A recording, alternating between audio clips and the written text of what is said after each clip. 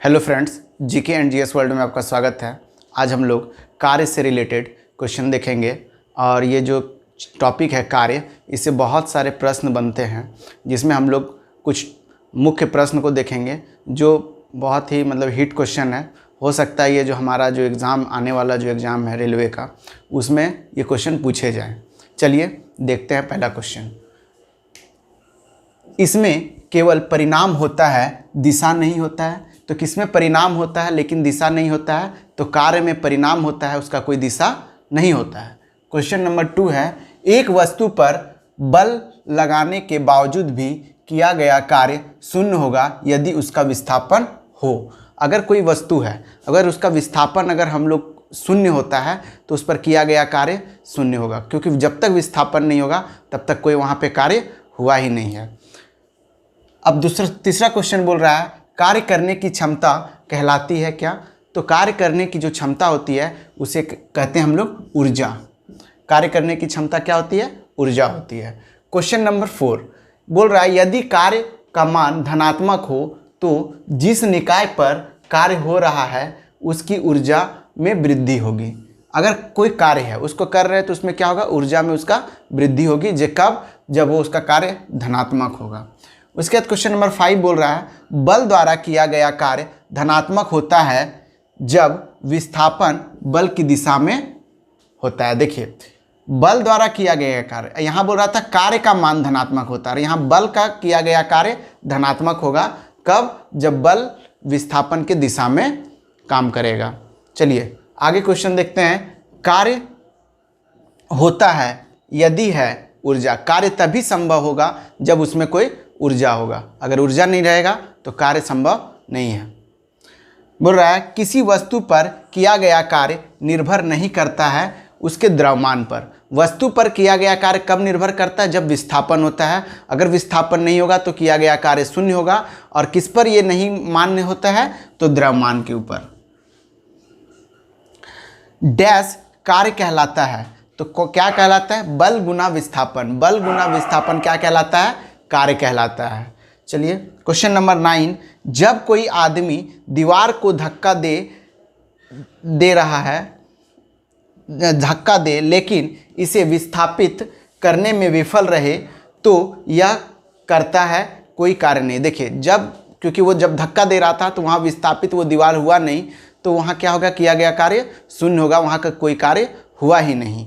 उसके बाद question number 10 बोल रहा है कि यदि पिंड द्वारा किया गया कार्य निर्भर नहीं करता है तो किस पर नहीं करता है? तो वस्तु के प्रारंभिक वेग पर। देखिए, ये जितना भी क्वेश्चन हो रहा है ये सब टॉप क्वेश्चन है, हिट क्वेश्चन है, और ये जो भी सेट में आप बनाइएगा ये क्वेश्चन वहाँ पे आपको लगभग देखने को मिलते ही हैं। चलिए बढ़ते हैं नेक्स्ट क्वेश्चन की ओर। और जो अगला क्वेश्चन है हमारा, बल और विस्थापन का गुणनफल कहलाता है। तो बल और विस्थापन का गुणनफल क्या कहलाता है? कार्य कहलाता है। कार्य निर्भर नहीं करता है। तो कार्य किस पर निर्भर नहीं करता है? संवेग पर निर्भर नहीं करता है। देखिए, लागू किए गए बल और विस्थापन की दिशा के बीच कोण 90 डिग्री है तो किया गया कार्य क्या होगा? शून्य होगा। अगर कोई आदमी 90 डिग्री के ऊपर अपने ऊपर कोई मान लीजिए सामान लेकर के खड़ा है, जैसे हम लोग एक एग्जांपल लेते हैं कूली वाला। कूली अपने सिर के ऊपर अगर एक अटैची लेके खड़ा है तो किया गया कार्य क्या होगा? शून्य होगा, क्योंकि वो 90 डिग्री है एंगल में खड़ा, 90 डिग्री के एंगल में खड़ा है। यदि बल और विस्थापन के बीच का कोण डैश है तो किया गया कार्य ऋणात्मक होगा। तो 180 डिग्री पर, जब कोई काम 180 डिग्री पर होता है तो किया गया कार्य क्या होता है? ऋणात्मक होता है। यदि कोई वस्तु वृत्ताकार पथ में घुमाई जाती है तो उस पर किया गया कार्य शून्य होगा। क्यों? कि अगर मान लीजिए ये वाला इस पॉइंट से ये यहाँ घुमाया फिर यहाँ पे पहुँच गया तो विस्थापन क्या हुआ? विस्थापन अगर शून्य हो गया तो किया गया कार्य भी क्या होगा? शून्य होगा। कार्य का एक उदाहरण नहीं है। जब विस्थापन शून्य हो तो कार्य का एक उदाहरण नहीं है। जैसे कोई आदमी अगर कोई दीवार को धक्का दे रहा है तो विस्थापित नहीं हुआ, किया गया कार्य क्या होगा? शून्य होगा। कोई आदमी कोई सामान को लेकर के 90 डिग्री के एंगल में खड़ा है और तो किया गया कार्य क्या होगा? शून्य होगा। डैश ना होने पर किया गया कार्य शून्य होता है, तो विस्थापन ना होने पर, अगर विस्थापित नहीं होगा तो किया गया कार्य क्या होगा, शून्य होगा। कार्य के बारे में बात असत्य है, तो कार्य क्या है, एक सदिश राशि नहीं है। कार्य क्या है, कार्य क्या है, अदिश राशि है, कार्य की दिशा नहीं है, इसलिए ये क्या है, अदिश राशि है, ये सदिश राशि नहीं है। किसी पिंड का भार W को इस सूत्र के द्वारा बताया जा सकता है, तो W इक्वल टू क्या होता है, mg होता है, यानी कि वर्क इक्वल टू क्या होता है, mg होता है, यानी कि मास इंटू ग्रेविटी। ऊर्जा का एसआई यूनिट क्या है, न्यूटन मीटर या जूल। ऊर्जा का एसआई यूनिट क्या होता है, न्यूटन मीटर या जूल होता है।